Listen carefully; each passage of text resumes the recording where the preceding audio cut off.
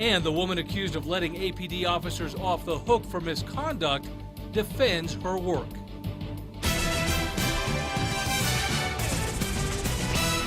In its report, the Department of Justice slammed Albuquerque police for a lack of oversight and accountability in the department and outside of it. The feds say the Independent Review Office has contributed to APD's pattern of excessive force. And today we asked the woman at the helm about it. News 13's Chris McKee is in the Newsplex with more. Chris. Jessica, the city pays an independent review officer to investigate suspected officer misconduct. Today, Robin Hammer told us she's done her job and disagrees with some of what the feds had to say.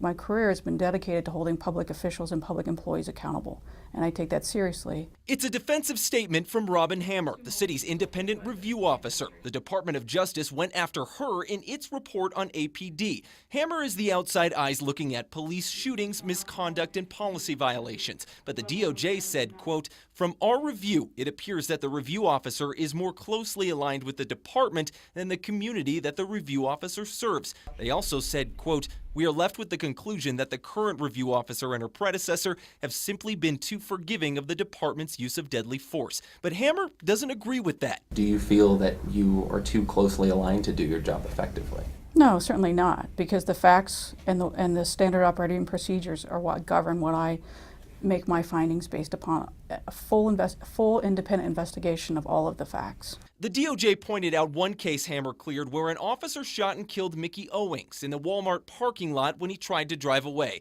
The DOJ says the shooting violated his civil rights, but Hammer justified it, saying it's in line with the department policy, claiming Owings used the car as a weapon. I don't believe that they address that. That application is what my review involves, not a review of someone's federal civil rights. So it's a different review. Hammer says her job is to enforce police policy and suggest changes where possible. She believes she's done that. I've made findings against the department many times, and findings from myself have resulted in officers being fired and officers being disciplined.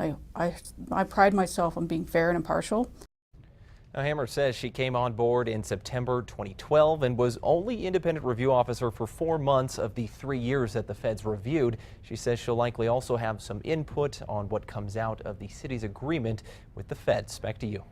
Okay, Chris, right now the mayor hires the IRO. The 2 city councilors are considering making that job at the Police Oversight Commission, the civilian group that polices the police. It's part of a proposal to overhaul the independent review of the department, expected to come up next week. They're talking about increasing the POC budget, giving it power to hire staff, access to an internal affairs files, and forcing the police chief to respond in writing to any recommendation they deny. We made some very sweeping recommendations to create a new independent agency with its own staff and its own budget and expanded powers. And most of that's been met. There's some things that we want to see strengthened even further, but overall, it's a very good start.